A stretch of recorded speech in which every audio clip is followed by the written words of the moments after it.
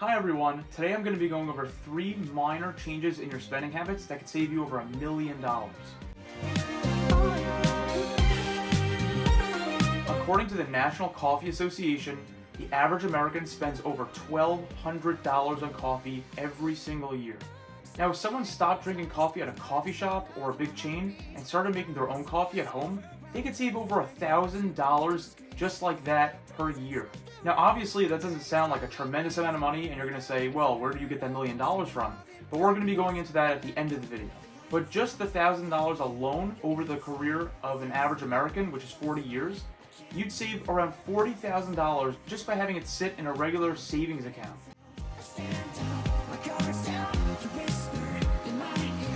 Now, according to the Bureau of Labor Statistics, the average American household spends around $3,600 a year on eating out.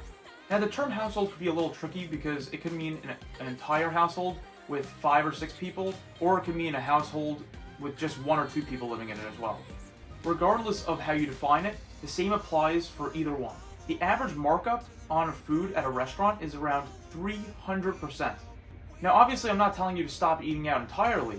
I'm just saying that if you went out and still spent $500 a year on eating out, you'd still save around $2,000 or more on food every year.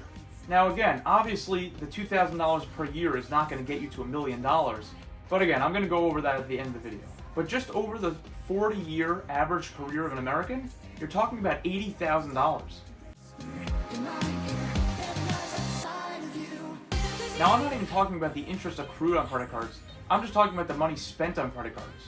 Now, obviously, people are using their credit cards for everyday expenses such as groceries and gas, but studies have shown that users spend 12 to 18% more on credit cards than debit cards or hard cash, just because of psychology.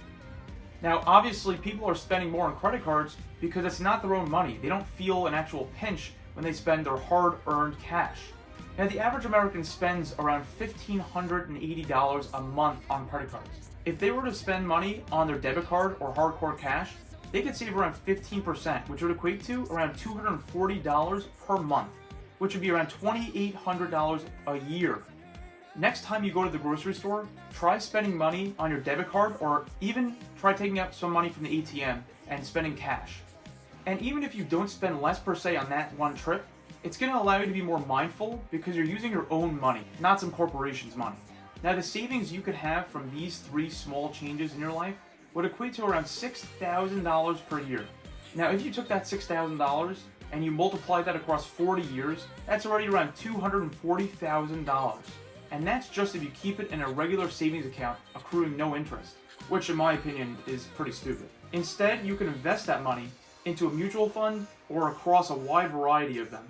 On average, you'd make around $1 million over a 35-year period.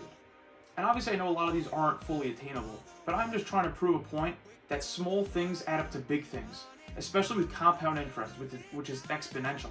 Even if you were to half eating out and half your amount of Starbucks coffee, you could save around $500,000, just like that.